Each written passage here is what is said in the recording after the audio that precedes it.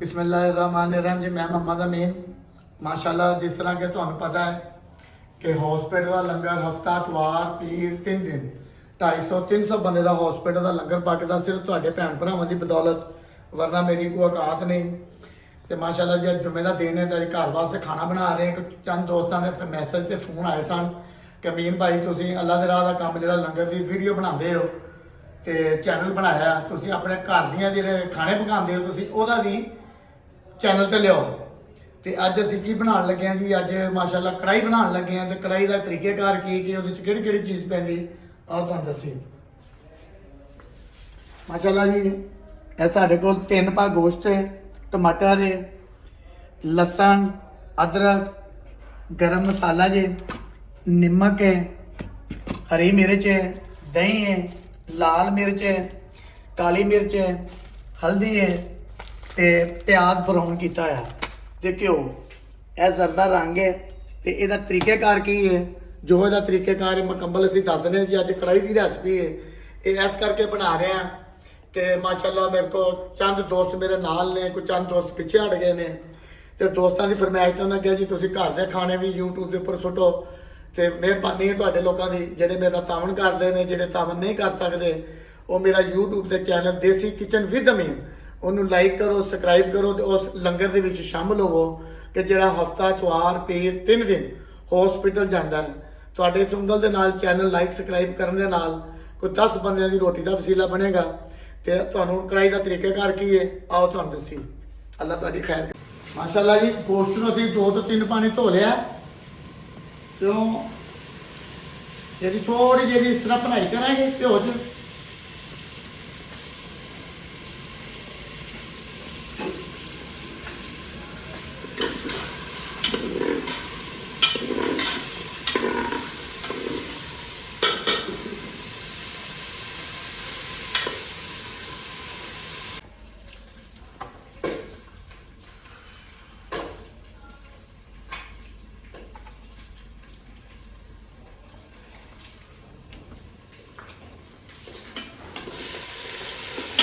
तो माशाल्लाह जी लंगर का काम जो नाल चैनल बनाया देसी किचन विद अमीन नाल घर के खाने वगैरह चैनल पर सुटांगे।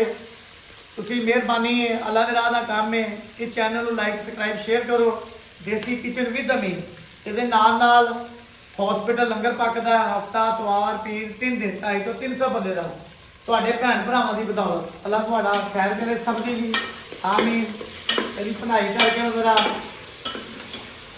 मिर्च मसाले पा दें जी।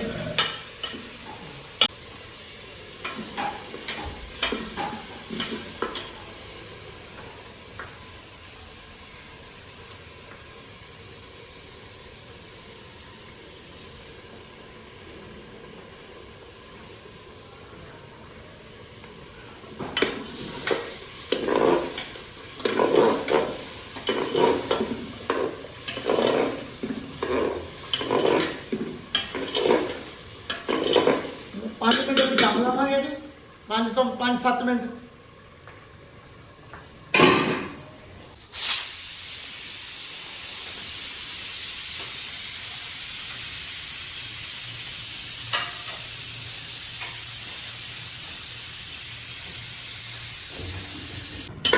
माशाल्लाह जी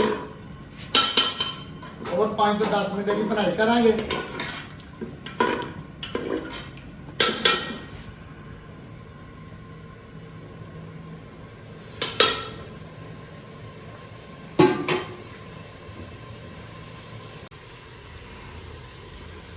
माशाल्लाह जी बीफ कौरमा सारा तैयार हो गया। माशाल्लाह रंगत देखे कितनी प्यारी है। माशाल्लाह अल्लाह का शुक्र है। खाने वगैरह हर किस्म के अभी पका लीदे ने। लंगर का काम है अज अपने लिए खाना बच्चों लिए पक रहा है। अगर तुहाडी कोई फरमाइश है लंगर की अमीन भाई है पका के वंड के आओ। तो जिस तरह तुहानू दस्सिया कि हफ्ता इतवार पीर 3 दिन लंगर वंडी दा है। अगर कोई मेरा भैन भरा फरमाइश करना चाहता है वो कर सकता है। माली मदद नहीं कर सकता कोई गल नहीं, अल्लाह के राह का काम है। तुसी मेरा चैनल है यूट्यूब से देसी किचन विद अमीन उन्होंने लाइक सबसक्राइब करी जो मेरी कमी जी पूरी हो। अल्लाह ताला सब की खैर दी, देन वालियां की खैर, वंडन वालियां की खैर, पकाने वालियां की खैर, खाण वालियां की खैर, अल्लाह सब की खैर दी। रेसिपी साड़ी तैयार हो गई है। ਇਹਨੂੰ ਹੁਣ ਅਸੀਂ ਮਾਸ਼ਾਅੱਲਾ ਕੱਢ ਲੈਂਦੇ ਆ ਜੀ। ਬਾਕੀ ਛੋਟੇ ਛੋਟੇ ਬੱਚੇ ਨਾਲ ਨੇ ਅਰਸਾ 2-2.5 ਸਾਲ ਤੋਂ ਇਸ ਕੰਮ ਦੇ ਵਿੱਚ। ਅੱਲਾਹ ਤਾਲਾ ਇਹਨਾਂ ਦੀ ਵੀ ਖੈਰ ਜੀ, ਆਮੀਨ। ਤੇ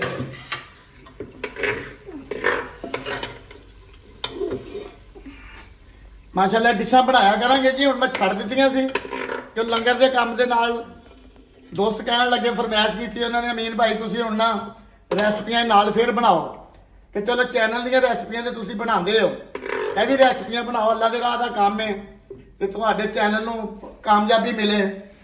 ਤੇ ਮਾਸ਼ਾਅੱਲਾ ਜੀ ਬੀਫ ਕੋਰਮਾ ਤਿਆਰ ਹੋ ਗਿਆ। ਇਹਦੀ ਡੈਕੋਰੇਸ਼ਨ ਕਰ ਦਈਏ। ਬਾਕੀ ਡੈਕੋਰੇਸ਼ਨ ਹਰ ਇਨਸਾਨ ਦੇ ਦਿਲ ਦੇ ਵਿੱਚ ਹੈ। ਤੇ ਤੁਸੀਂ ਮਾਸ਼ਾਅੱਲਾ ਮੇਰੇ ਚੈਨਲ ਨੂੰ ਲਾਈਕ ਸਬਸਕ੍ਰਾਈਬ ਸ਼ੇਅਰ ਕਰੋ। ਤੇ ਮੇਰੀ ਜਿੰਨੀ ਤੇ ਜ਼ਿੰਦਗੀ ਹੈ ਮੈਂ ਲੰਗਰ ਦਾ ਕੰਮ ਕਰਦਾ ਰਹਾਂ। ਅੱਲਾਹ ਤਾਲਾ ਮੇਰੇ ਮਰਨ ਤੋਂ ਬਾਅਦ ਵੀ ਤੁਹਾਨੂੰ ਭੈਣ ਭਰਾਵਾਂ ਨੂੰ ਤੌਫੀਕ ਦੇ, ਤੁਸੀਂ ਇਹ ਕੰਮ ਕਰਦੇ ਰਹੋ ਜੀ। ਅੱਲਾਹ ਤੁਹਾਡੀ ਖੈਰ ਕਰੇ। ਅੱਲਾਹ ਤਾਲਾ ਸਭ ਦੀ ਖੈਰ ਜੀ, ਆਮੀਨ।